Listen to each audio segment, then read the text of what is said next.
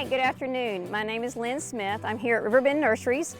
In the past several years, we've been able to have the butterfly house at the fair, and unfortunately this year we can't. So we thought we'd bring the plants to you and show you the things that you can put in your yard to bring the butterflies to your yard and to keep them there.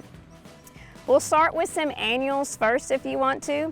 People think that you really have to have a great big space in order to have butterflies and to bring them to your location. The only problem today is everybody has a much smaller space. So if you really wanted to do something like a hanging basket, and we have in here the salvia.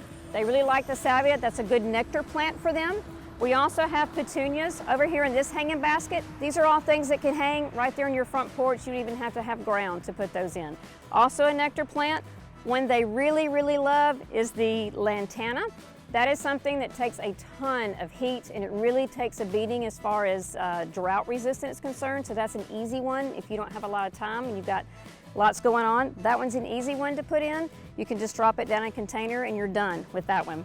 The other thing is the asclepia, or the butterfly weed. This is a great one. This is a plant that can be either a perennial or annual. This particular variety is an annual, and this is actually also a host plant. Now, a host plant is something that's like the nursery for a butterfly garden. It's what the butterflies will put their eggs on, and as those caterpillars begin to grow and eat, they can't crawl very far away from where they're going to eat, so they eat the plant. And this is one of those things that they will both eat and lay their eggs on, and it also attracts them. So that's a good one to have.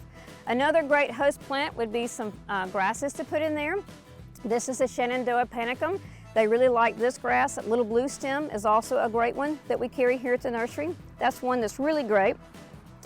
Also, if you like to have some things in your garden, these are going to be some great herbs that we have. Basil is one of them. This is sweet Thai. A lot of people like to use this to cook with, which is great. Parsley is also great with that. But with these, you want to provide them for the butterflies, so you're going to want to cut off the flowers so that they can actually use this as a host plant and eat those up. So you may want to put those a little bit away from your garden if you don't want to have caterpillars in your garden. We get that a lot from customers, which is what's eating in my garden? Why do my leaves have holes in them? Caterpillars have to eat just as long as everything else does. So sometimes you will have some chewing on your leaves in your garden. If we move on to our perennial side of things, we have both the host plants and the nectar plants.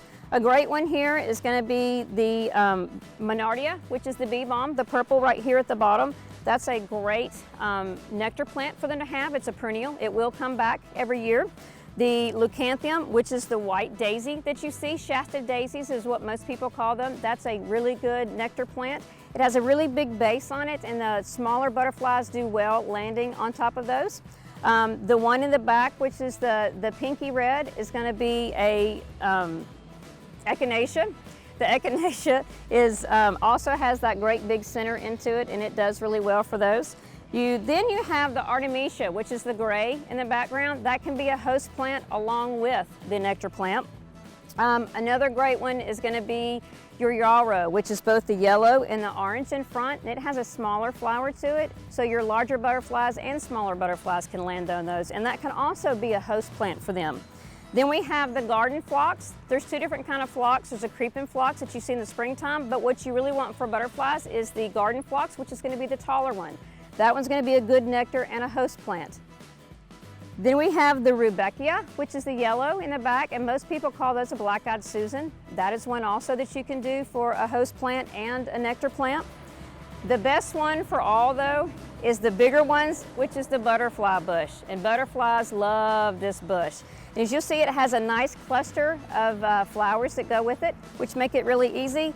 These plants come in larger or smaller ones, which is great, and a different array of flowers.